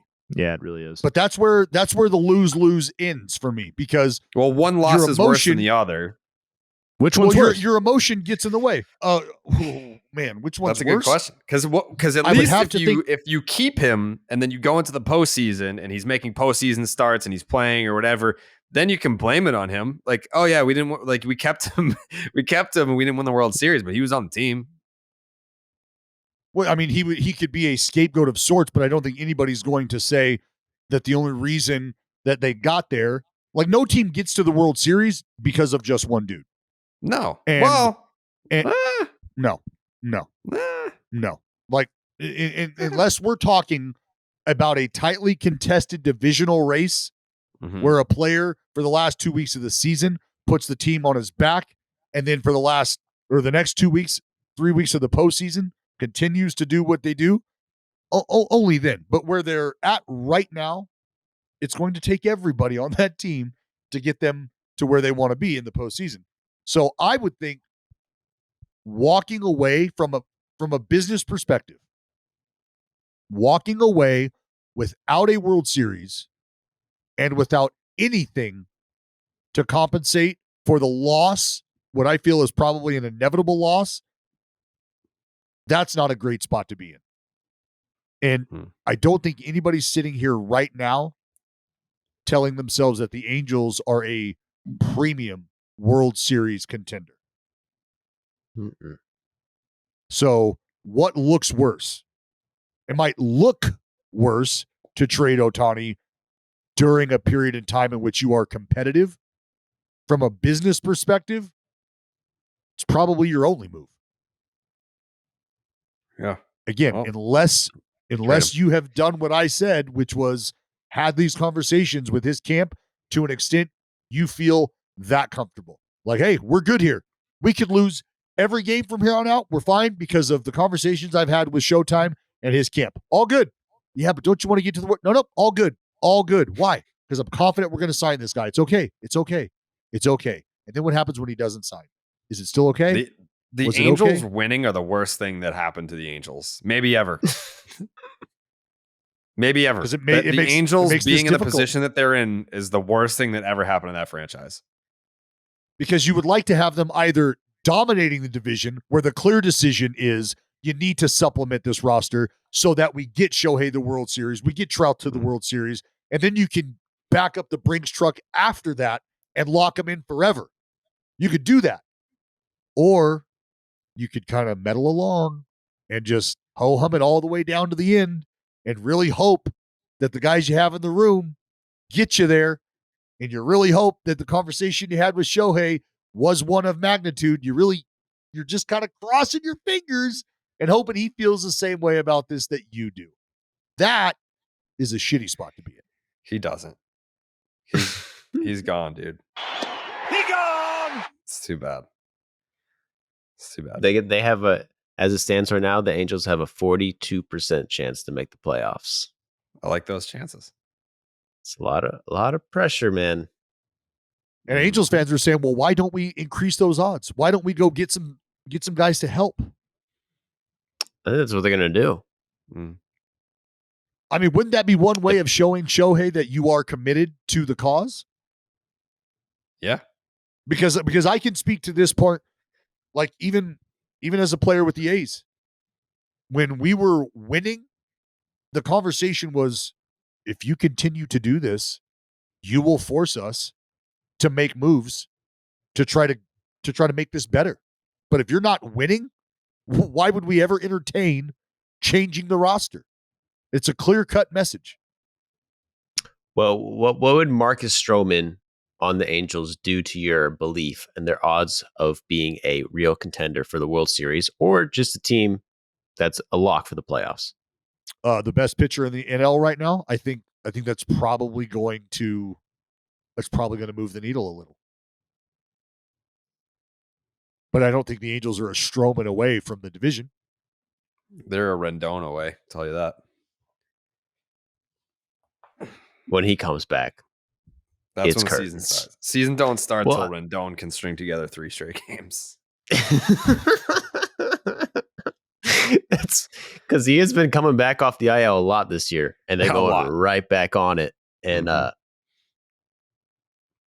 that's good. He's been doing a lot of healing and then breaking. Yeah. But that's what I tell you what. When he comes back, that's basically a trade. They don't even need to make a trade. That's a free trade. Yeah, because then they just got Rendon. They got Rendon back. Mm-hmm. Preach, brother. If you want to, and when Urshela, when he gets off the bump, yep, they got 2 infielders, right? Because they're fucked in the infield right now. They got Neto's down, Urshela's down, and Renfroe. Renhefo. Sorry, Rendon is also down. Do you have an update on the Neto hit by pitch saga? Well, he hasn't been playing, so I'm going to say it's pretty static there. So the reports might be grim, guys. He might be losing his incredible pace. Mm-hmm. That's unfortunate.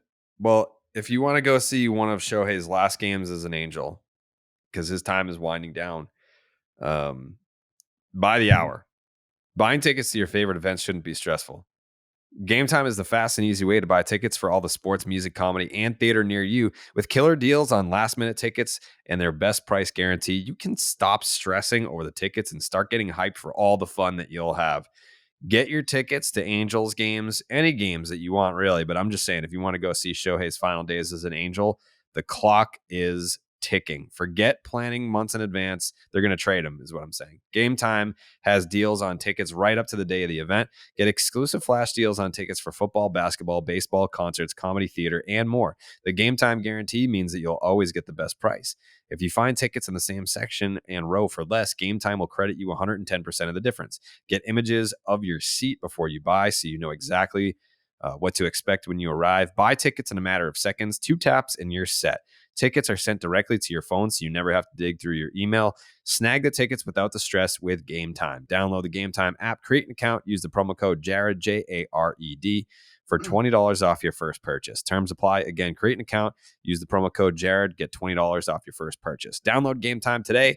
Last minute tickets, lowest price guaranteed. Were there any other things that we want to hit on before we got into submarine talk? I only had submarine and final thoughts left on my list. Do you want to hit your final thoughts if they're baseball thoughts? Sure.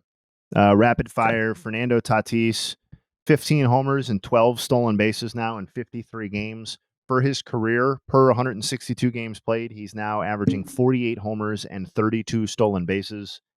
For his career, he's at 96 homers and 64 stolen bases. If he gets to 100 home runs and 75 stolen bases, so that's 4 more homers and 11 more stolen bases this year, seems likely. He'll be the 12th player in MLB history to reach those numbers through his age 24 campaign. So pretty impressive.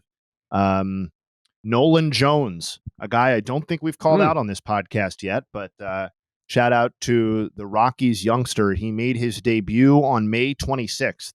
Since that point in the NL, he ranks 8th in batting average, 3rd in on-base percentage, 6th in slugging, 6th in OPS, and 6th in F-WAR.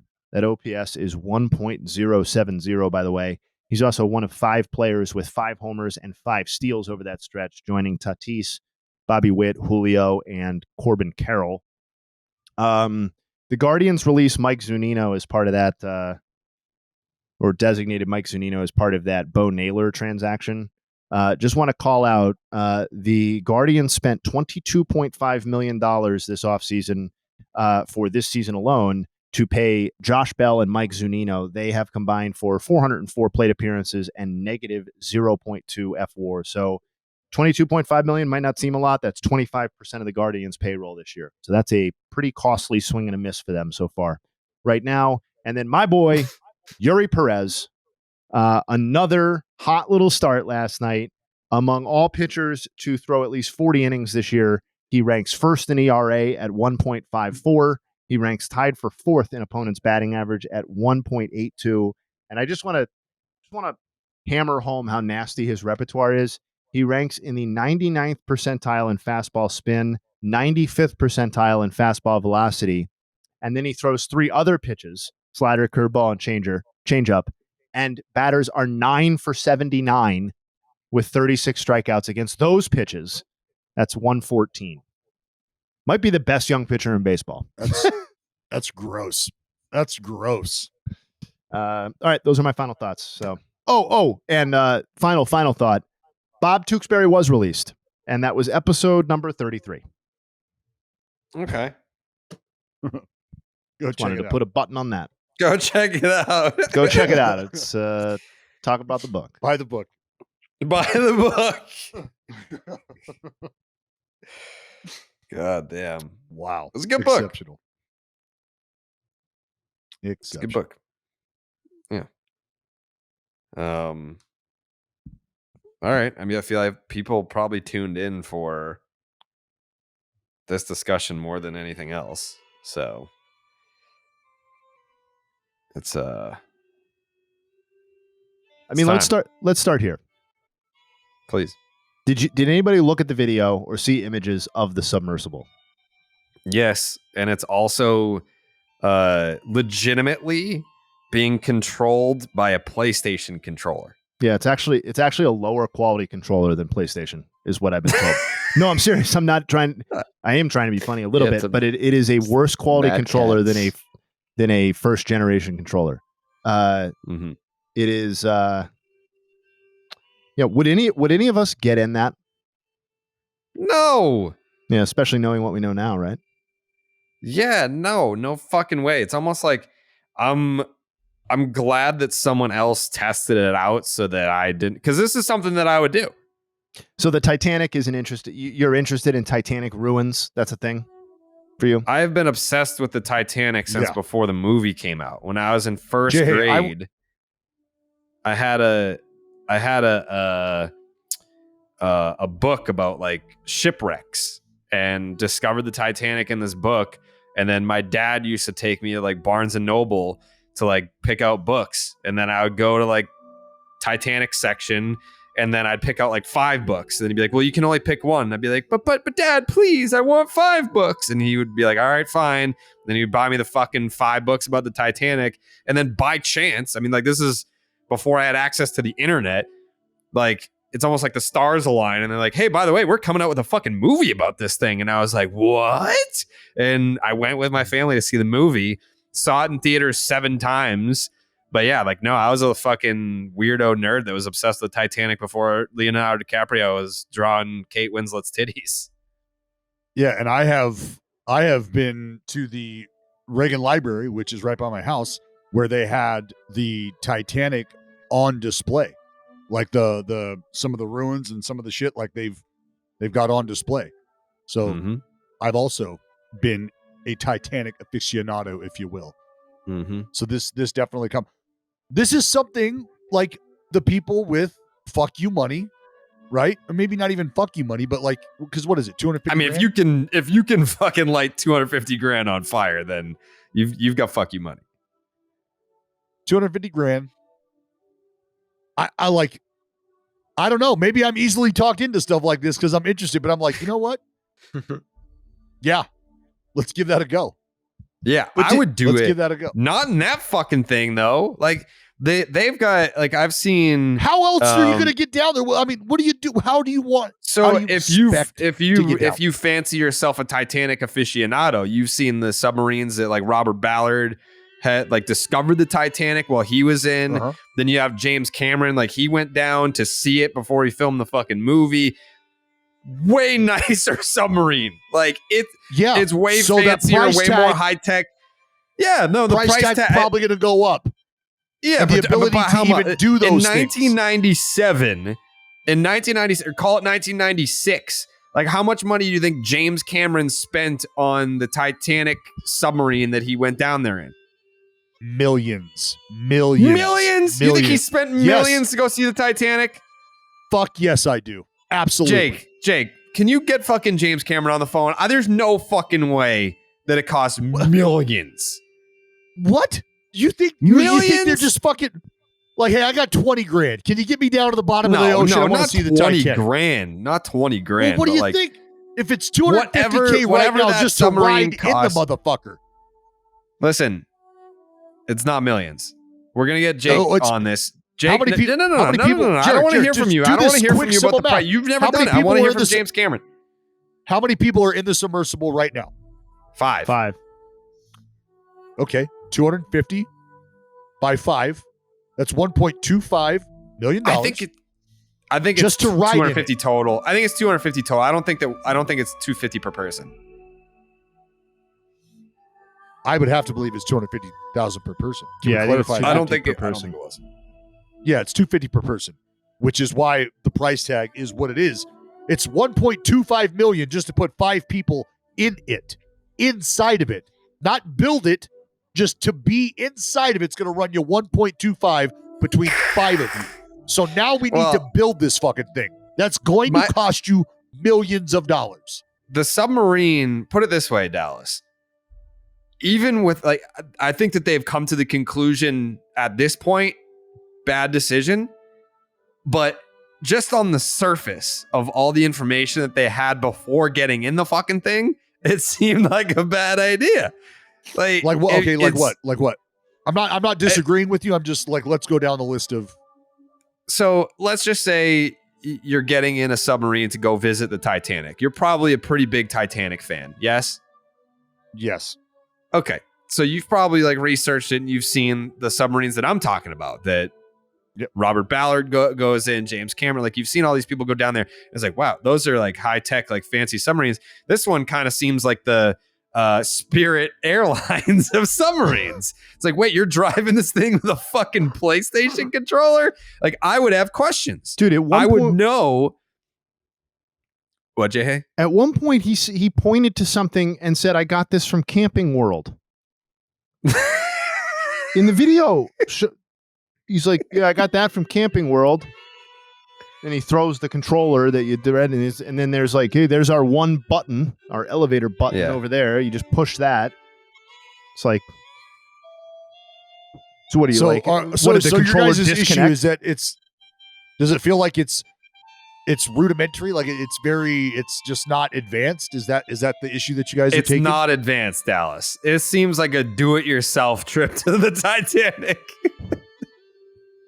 It's also not fun. It's also not certified or registered with like any governing or government or oversight agency at all. Like that's International waters. you basically had to sign you had to sign lots of paperwork that you could obviously die, which I'm sure you have to do in any submarine thing, but apparently it was explicit, like here's all the ways you could die. And also it's not registered or approved or anything really. Except there's a lot of morbid and insensitive takes going around on the internet. I would like to add to them, but as a big Titanic guy, my first takeaway was Titanic still got it. Like the Titanic has still got it. It's been over 100 years and people are still encapsulated by this thing, and it's still claiming lives 100 years later. That's crazy. But I mean, people are gonna. The thing that what was it, a month ago where they did the big 3D pictures of it, and then they put it in some stadium in London. It was the clearest images that they've ever had. Like that video is doing millions of views on YouTube. And then there was that news story that we're not that far away from the ship kind of eroding, where like it's just going to become a fucking pile of shit on the bottom of the floor. Like we're not going to be able to go down and see it. So in a way, people are like, oh, like these are rich people and like we shouldn't care because like they spent all this money and they're stupid and blah blah blah. I kind of respect the fact that it was like, I got to see this fucking thing before it's not there anymore. We're close to that point. Yeah, well, that's the interest. That's the intrigue. Is you've seen the stories, you've seen the documentaries, you've watched the movie. You want to see it for yourself. And like you said, yes, you got $250K to light on fire. Let's fucking go for it. I mean, was this wasn't the maiden voyage of this thing, was it? It seems that way. No, I believe it's gone previously, but it also has had technical issues previously. So, yeah. Well, the journalist whose video is making the rounds on social media and whatnot, and who's been doing fresh interviews, toured it like a year ago. And in that video, he said that he participated in a descent and that they had to turn around almost immediately or something like that because there was a mechanical failure of some sort.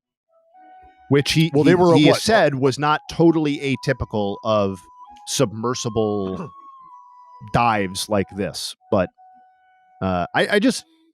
none of us here is smart enough to know the ins and outs of how to construct a viable submarine. But I think you have to go on intuition sometimes. And if I had walked into that and seen how it looked and how we were all going to be sitting and how it was operated and what you had to sign in order to get in, sometimes you just have to say, I don't think this is a good idea. Yeah, like if you go to like an amusement park and you have to sign a waiver for like that slingshot ride where it's like you could probably fucking die doing this. Yeah, and I don't think you're getting on that ride. And also, but it's like you don't have to sign a waiver to go on it. It's just like, yeah, it's high risk and okay, like it's exciting and like the look of it looks dangerous, but it's super safe. It's an amusement park. Yeah, like it's different. It's an amusement park that hasn't been certified or reviewed by any oversight body. So it's like one of those pop-up carnivals. Yeah. Yeah. The carnival in the parking lot of the strip mall is what that is. Yeah. The thing that I saw this morning, people were sending me they've got these radars in the water and they heard banging. So they've got to be a lot like TikTok investigators are the fucking worst people. Like people on TikTok that like pick up these popular stories and think that they become like experts on them in 2 seconds. So I saw this TikTok. This person is saying they hear banging, so it's got to be them banging for help, and so we know we can confirm that they're still alive. Do you understand how fucking big the Atlantic Ocean is and how many things are down there that could be making a banging noise? That's the thing. And something else that, like, what you got to think about is underwater currents. Those things are fucking flying. Flying. And this ship is 2 miles down to the bottom of the ocean. Mm-hmm. There are some major current systems flowing before you get to the bottom of the ocean. So after 100 minutes is when they lost contact with the submersible. I don't know where you would be at after an hour and a half of descent, but my guess is you've probably hit a current stream or two, and that's all part of the fight to get down, right? That's why as divers, you wear weight belts, so it helps the descent, and you can control the descent. So if they don't have, or they lose power, or they lose the ability to control that, you are quite literally now a pebble in the middle of the water table in the ocean. You got a mile ahead of you, you got a mile below you, and you're right in the fucking middle with no power to do anything. So should you hit one of those current systems and you thought you were on your way down to the Titanic, well, you might now be on a parallel path to fucking who knows where. Yeah. Who knows where? It's a nightmare. I can't even think about it. I can't think about the scenario of like if they're still alive, because there's the scenario where like if like a window has cracked, like at least like that's a painless way to die. Like if the window cracks, it's like the whole thing fucking cracks in on itself, and they don't feel that. They don't even know that it happened. It's just like you snap your finger and you're gone. But if they're just floating around somewhere in this thing running out of oxygen, and did I see somewhere that they didn't bring food with them? Yeah, I think you only get like the sandwich and bottle of water that you take on, is what the journalist interview said. And the bathrooms are just basically Tupperware Buckets. Yeah, like individual Tupperware containers. Yeah, that's got to be the worst. The worst. Like all of it's the worst, but well, that's where we start. Like you start breaking down humanity, right? Right. Like the human, like, because like, yeah, I think we could all agree if you were in that kind of situation, like, let's make it quick and painless. Well, but the idea of like, is the cabin able to be pressurized still? When you lose power, I got to believe you probably lose the ability to do things like that. Like in an airplane, you lose the ability to pressurize the cabin. Here come the fucking masks, right? So, well, then it would be over. It would just be over. Right, it would be over. And now the lights are out. And if you are tumbling in this thing, like, what are you doing now? Now you're seat belted into this never-ending roller coaster ride. I don't even think there's seatbelts. I think you just sit on the ground. You just sit on the ground, ass on the ground, back into the cylinder curve. You're talking about the humanity, and this is, I think, the last thing I have to say on this, but talking about the humanity of it,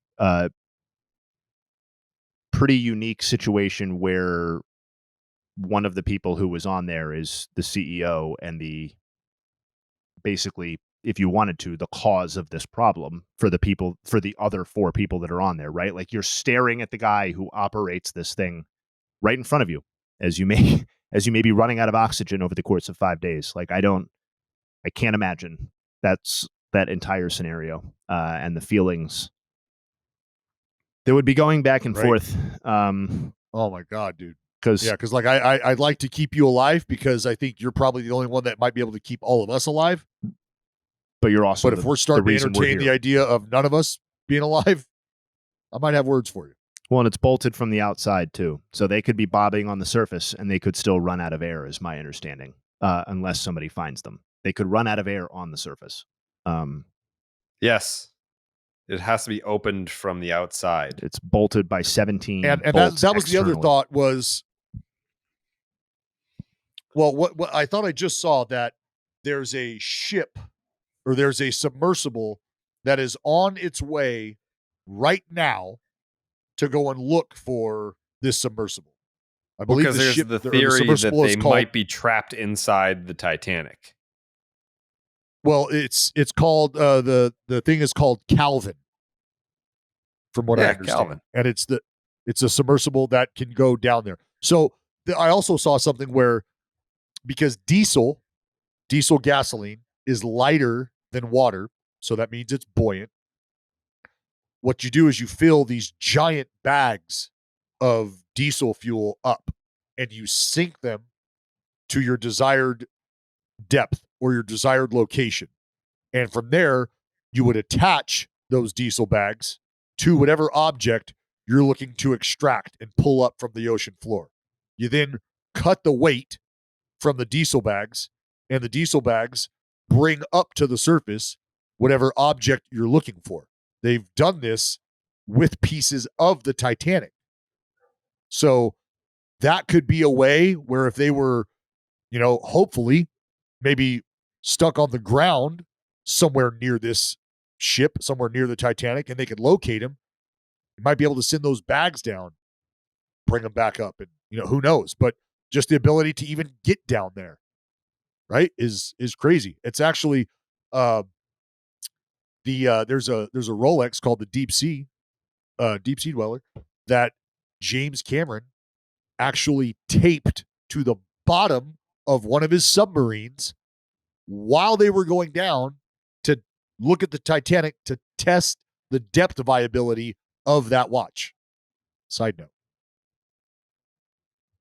note. Well, they have enough oxygen until tomorrow, sometime like early afternoon. So we're gonna know one way or the other with probably by our next recording, maybe. So this thing doesn't have a black box? No. I mean, they don't even have a fucking GPS. That's why they're just fucking, God knows what happened. Like this could turn into like another like Malaysia Airlines story where it's like, just disappeared. 37? Don't know where it is. Didn't find any wreckage. Like there's no resolution here. Don't know what happened. But yeah, horrifying shit, but everyone's talking about it. So we'll see what happens. Hoping for the best. Joey, any final thoughts? I'm gonna start looking my hardest to find it. The space castle in the sea. I'm with you guys. If you're listening, I'm coming. I'll get my snorkelers out. Joey's just like in like the fucking shallow end of the beach at Cape Cod, just being like, where the fuck are these guys? Can't find them anywhere. They're right. This is hard. But wow. You gotta try. Thank you for your service, Joe. I mean, appreciate you. My final thought is, Jared, as you know, we had WWE great Corey Graves on the podcast a few weeks ago. Yeah. And I didn't catch wind of this immediately, but I gotta share something because I kind of felt like this might end up being a thing. I didn't want it to be a thing, but well, here, you just take a listen. This was on the Why don't Monday you text it night to me so I can play it in good quality? Okay, I could do that. Here.